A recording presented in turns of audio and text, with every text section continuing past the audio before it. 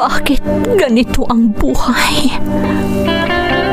Patong-patong ang suliranin. Bakit kahit anong aking gawin, di ko mahagilap ang solusyon? Bakit napakadilim ng mundo para sa akin? Kailan sisikat ang araw upang lumiwanag ang daang aking tinatahak? Upang lumiwanag ang aking mundo? Bakit napakailap sa akin ng magandang kapalaran? Napipili ba ang dapat mabuhay ng matiwasay? Ang dapat lumigaya? Tao rin ako. Ngunit bakit ako naisasantabi? Bakit?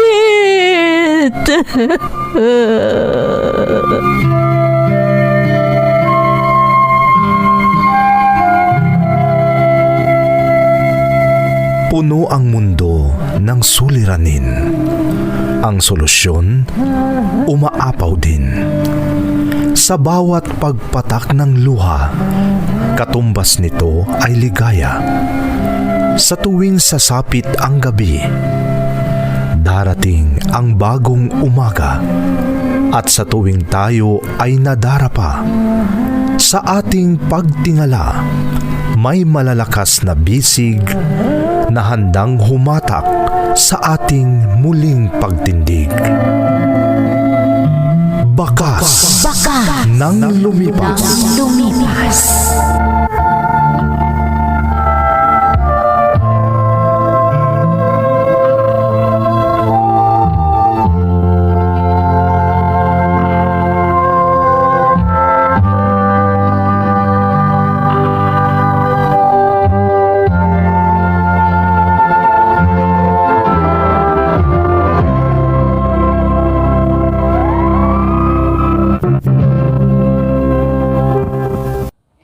Don't forget to like and share and subscribe to this YouTube channel and hit the bell button.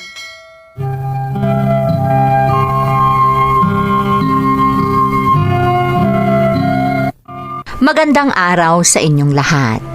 Ang sulat na ating bibigyang buhay ngayon ay hango sa karanasang ipinadala ni Veron na nasa Germany. Ganito ang isinasaad ng kanyang sulat. Dear Ate Emmy, itago mo na lang ako sa pangalang Veron at kasalukuyang nagtatrabaho dito sa Germany. Hindi ko nasasabihin ang trabaho ko dito dahil ang pagiging mapagpakumbaba ang isa sa mga nais kong ipahiwatig sa aking karanasan. Nalaman ko ang YouTube channel na ito sa pamamagitan ng aking kaibigan, kaya nag-subscribe ako agad para mapakinggan ko lahat ang mga uploads ninyo. Hindi naman sa pagmamalaki, pero alam kong kapupulutan ng magandang aral ang aking karanasan. Nangyari ito, fresh graduate ako at bagong pasok sa trabaho sa isang kilalang kumpanya sa Pilipinas.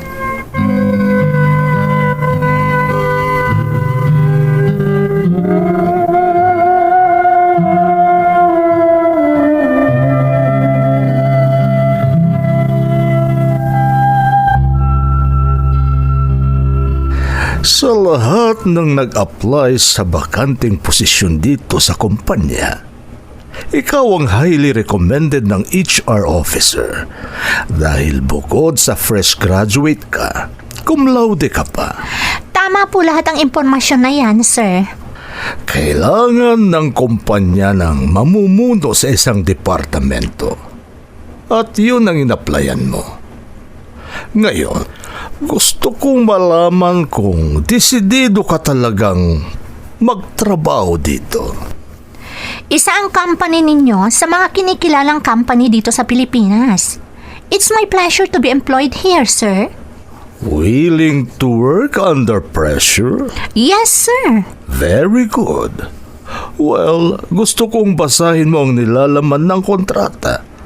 At kung pumapayag ka sa mga nakalahad dyan, mabuti naman. Okay, sir.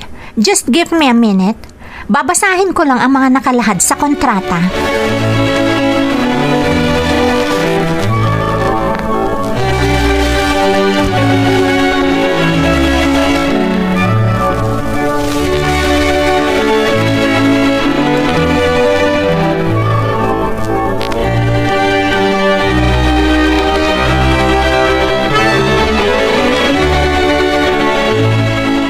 Anong masasabi mo, Veron? I agree with all the company's terms and conditions, sir. Very good. I'm glad to hear that. Pipirmahan ko na ang kontrata, sir. Kagaya nga ng sinabi ko, Veron, masaya ako dahil isang kagaya mo ang makakasama namin dito sa kumpanya. Bukod sa fresh graduate ka, cum laude ka pa. Kaya alam kong malaki ang maitutulong mo sa aming kumpanya. Maraming salamat, sir. It's my pleasure to work in your company.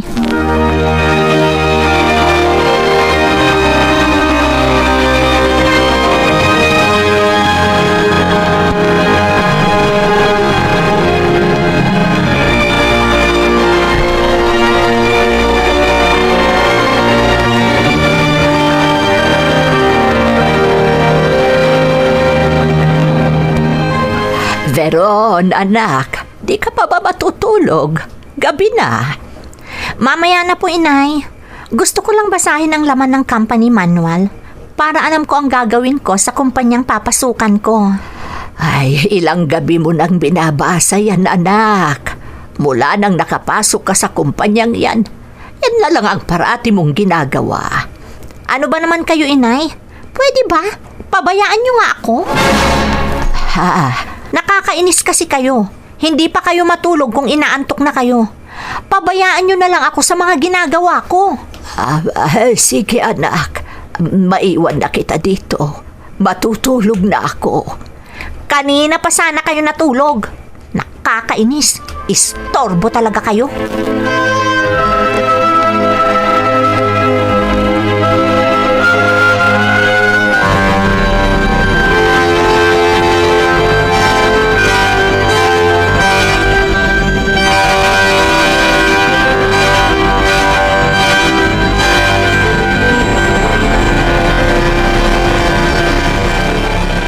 Anak, nagluto ako ng adobo. Baka gusto mong magbaon para may kainin ka ng tanghalian. Inay, hindi ba kayo nag-iisip? Na-hire ako sa kumpanya bilang supervisor ng isang department. Pagkatapos, gusto niyo ako magbaon? Isipin niyo naman ang sinasabi niyo. Ano na lang ang sasabihin ng mga tauhan ko kapag nakita nila akong nagbabaon ng pananghalian? Pasensya ka na, anak. Akala ko kasi gusto mong magbaon. Ay, pasensya ka na, anak. Sa susunod, kung alam niyong hindi makakatulong ang sinasabi niyo, wag na lang kayong magsalita. Imbes na ganahan akong pumasok, nasisira ang mood ko. Nakakainis!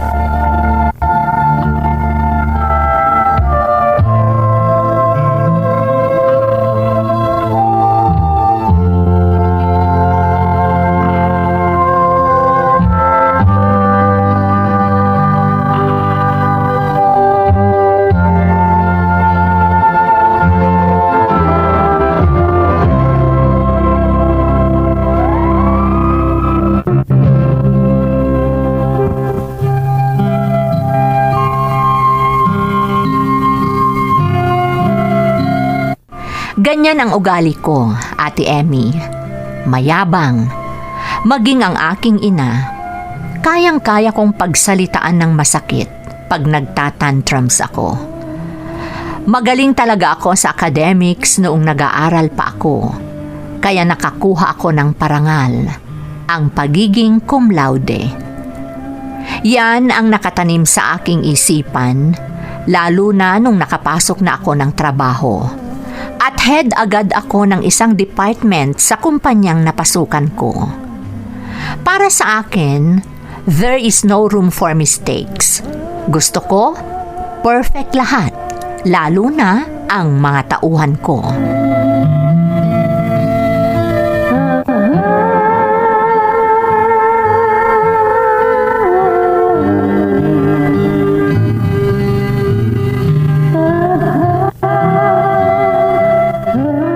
Tandaan mo ang bilin ko, Melinda. Ayokong magkamali ka sa mga pinapagawa ko para walang masabi si Sir sa department natin. Ma'am Veron, baka lalong may masabi si Sir sa department natin kung papalitan natin ang dating form. Bakit ba mas magaling ka pa sa akin? Ma'am Veron, kung ano ang sinabi ko, yun ang gawin mo. Bakit? Tinatanong ko ba kung ano ang opinion mo, ha? Hindi po, ma'am. Oh, ganun naman pala. Bakit hindi mo nalang sundin kung ano ang sinasabi ko? Kung ano ang sinabi ko, yun na lang ang sundin mo. Parang hindi nyo ako tinuturing na head dito sa department natin, Hindi naman sa ganon, Ma'am Veron. Sinasabi ko lang naman na... Huwag ka nang magrason pa, Melinda. Gawin mo na lang ang sinasabi ko para hindi na humaba pa ang diskusyon.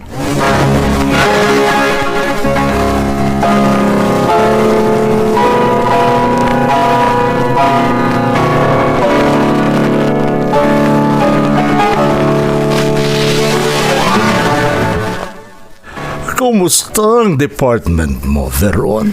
Fine, sir. Business as usual. Sigurado ka? Yes, sir. Our department is so productive. Nakikita naman yan sa monthly report na sinasubmit ko sa HR. Good. Very good. Ang mga tauhan mo, kumusta naman sila? Nothing to worry about, sir. All is well. Good. Ganyan ang gusto kong marinig. Kung wala na kayong sasabihin, sir, can I go back to work? Sure. Sige lang, Veron. Thank you, sir. Alam kong may naninira sa akin, kaya bigla na lang akong kinausap ng presidente ng kumpanya. Siguro, may nagsumbong sa kanya na strikto ako. Pero, kahit sino pa ang Poncio Pilatong yan, wala akong pakialam sa kanila. Hindi nila ako kaya dahil mas magaling ako sa kanila.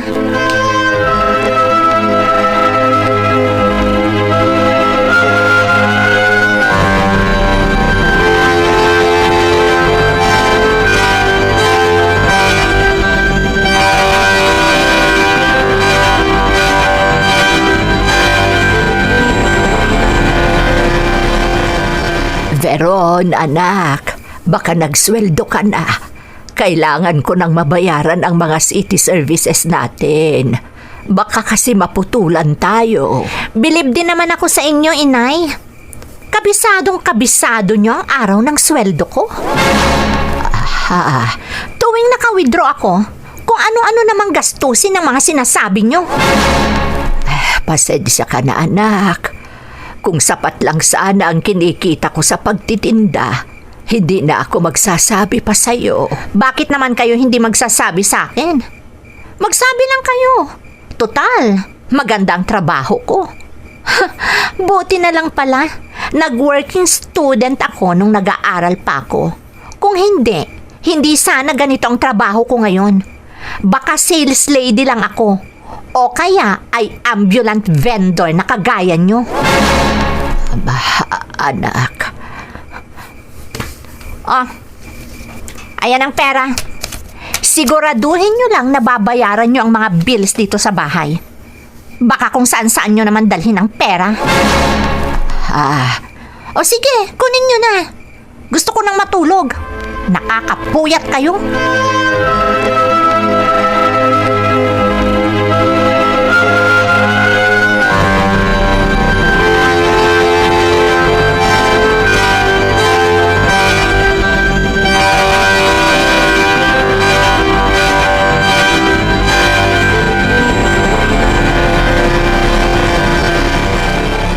Ma'am Veron, baka mabitin tayo sa production kung hindi pa natin maumpisa ng... Matanong nga kita, Alfred. Ha? Kailan ka ba na-hire dito? Magtatatlong buwan pa lamang po ako dito sa kumpanya, ma'am. 3 buwan? Samantalang ako, magdadalawang taon na ako dito. At gusto kong ipaalala sa'yo, dito sa departamento natin, ako ang head. Ma'am? Siguro, mas kabisado ko naman ang operasyon dito kesa sa'yo. Hindi ba? Opo, ma'am. At konting payo lang, ha? Alamin mo kung saan ka dapat lumugar. Ha? Tingnan mo kung saan ka dapat lumugar. Hindi yung akala mo parang sino ka na magsasabi ng dapat at hindi dapat gawin. Magtrabaho ka base sa posisyon mo. Naiintindihan mo?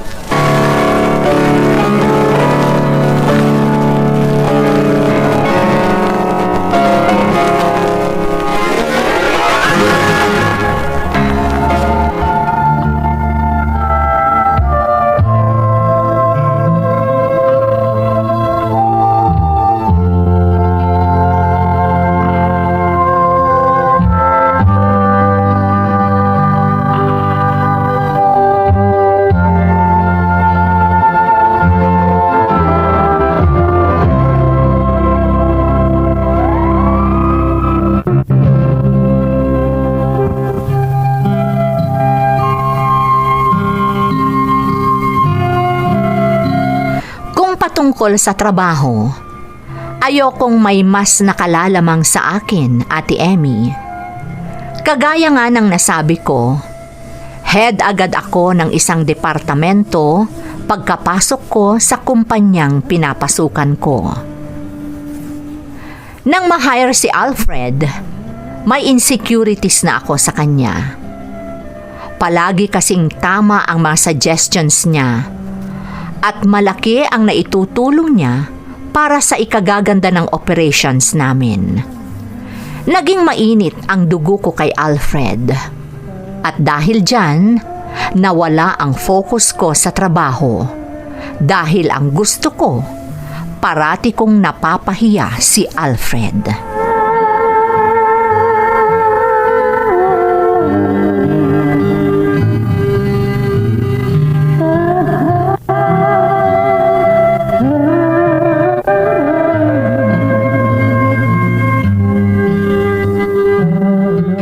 Magaling ka na naman kasi, Alfred.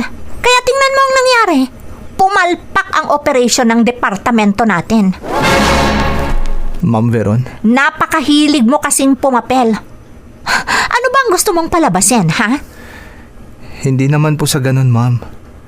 Hindi naman po ako pumapapel. Gusto ko lang pong makatulong. Eh ngayon, nakatulong ka ba, ha? Nakatulong ka?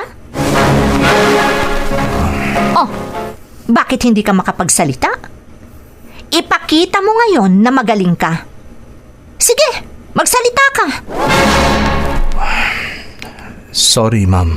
Diyan ka magaling ang magsabi ng sorry.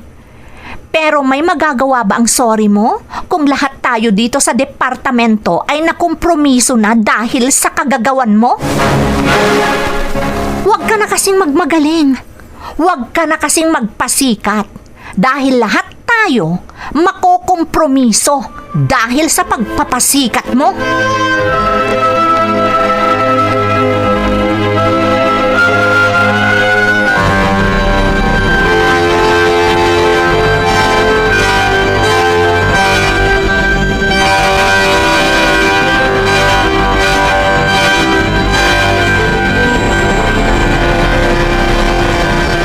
Alam namin na wala kang kasalanan, Alfred.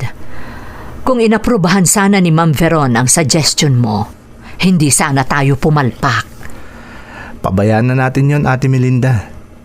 Hindi naman natin pwedeng pangunahan si Ma'am Veron. Alam namin yon. Pero ang masama, tayo naman ang kawawa kung... Diyan kayo magaling! Ang magchismisan! Si Ma'am, sige, iwan na kita dito. Talagang wala kang kadala-dala, Alfred? Katatapos lang nating mag-usap dahil sa kapalpakan mo. Ngayon, kung ano-ano na ang mga sinasabi mo sa mga kasamahan mo? Ano? Wala naman po akong sinasabi sa mga kasamahan ko, Ma'am Veron. Kami lang naman ni Ate Melinda ang nag-uusap. Yun na nga eh. Siguradong ako ang pinag-uusapan nyo. Ma'am? Aminin mo man o hindi, ako ang pinag-uusapan nyo. Wala kang kadala-dala? Hindi ka nag-iisip? Nakompromiso mo na nga ang buong departamento dahil sa kapalpakan mo. Nakukuha mo pang magsalita sa likuran ko? Wala kang kwentang tao.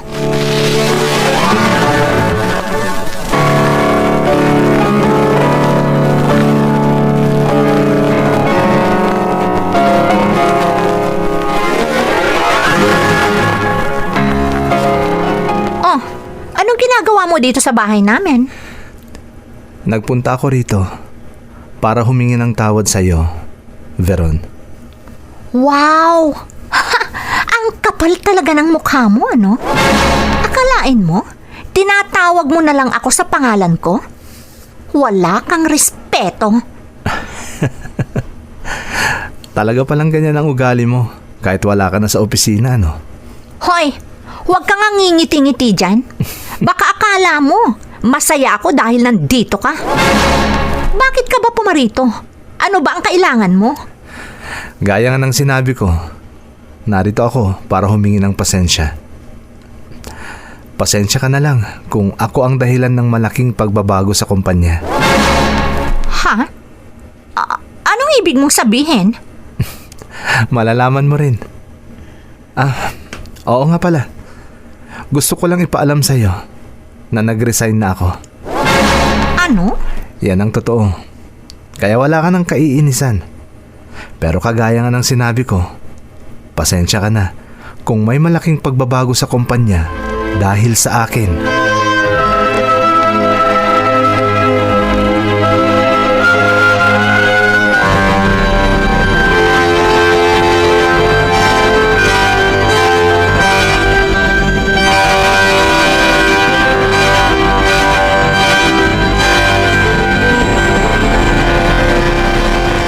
Ano yung sinabi niyo, sir?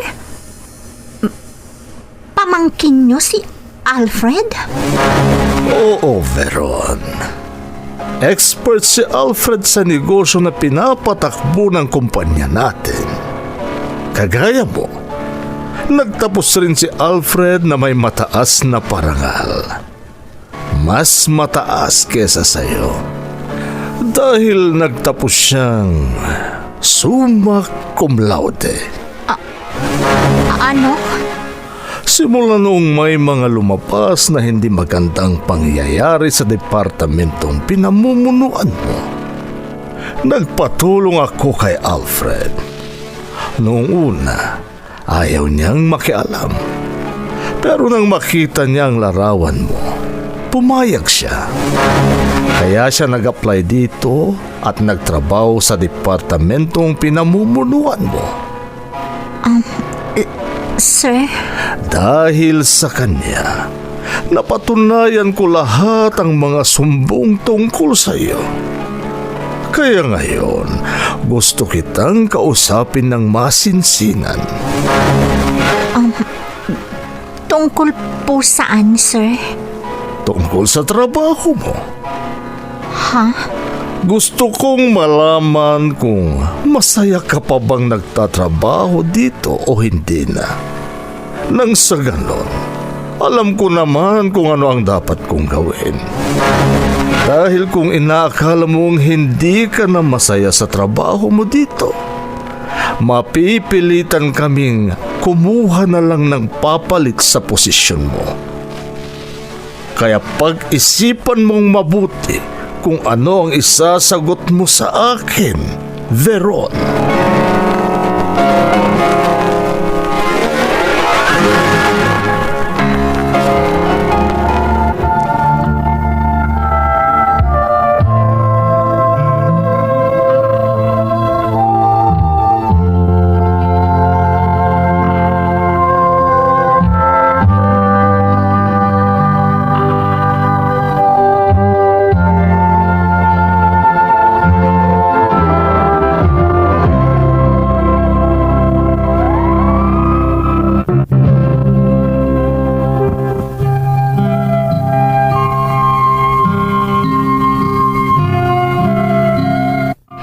Hindi ko alam ang gagawin ko sa mga sandaling yon, Ate Emmy.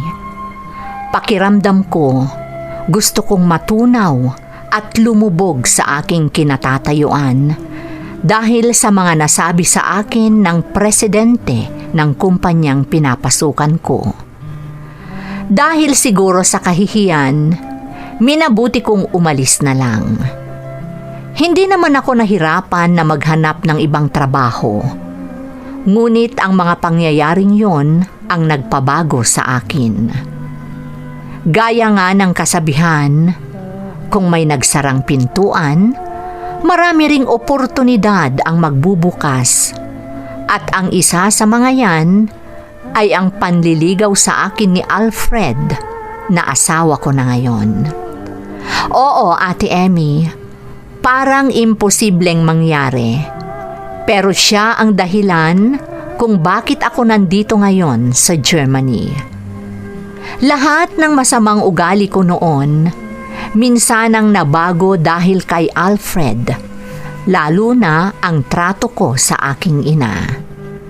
Sa ngayon, kapiling na namin ang aking ina dito sa Germany at parang si Alfred na asawa ko na ang tunay niyang anak kung ang pagsasamahan nila ang pag-uusapan. Dahil rin sa karanasan kong ito, marami na akong kababayang natulungan dahil mas masaya na akong matulungan sila kaysa sa maliitin. Ito ang aking kwento. Lubos na gumagalang, Veron. Veron, una sa lahat, gusto kong magpasalamat sa pagbabahagi mo ng iyong karanasan. Marami talaga ang ganyan ang ugali. Mas gusto nilang nakikitang milamaliit at nahihirapan ang kapwa nila. Naniniwala ako na pamilyar ka sa kasabihan na ang mga Pilipino ay may pagkautak talangka. Ayaw nilang nalalamangan sila ng kapwa nila, kaya hinihila nila ito pababa. Bagay na hindi dapat, dahil mas masaya sana tayo kung nakikita nating nagtatagumpay ang kapwa natin. Huwag sana nating itanim sa ating isipan na tayo ang pinakamagaling. Dahil darating ang panahon na may dadating na mas magaling kaysa sa atin. Ipagpatuloy mo ang pagtulong sa kapwa mo at sigurado akong mas marami pang biyaya ang darating sa'yo. Muli, maraming salamat sa pagbabahagi ng iyong kwento dito sa ating programa. Bakas ng Lumipas.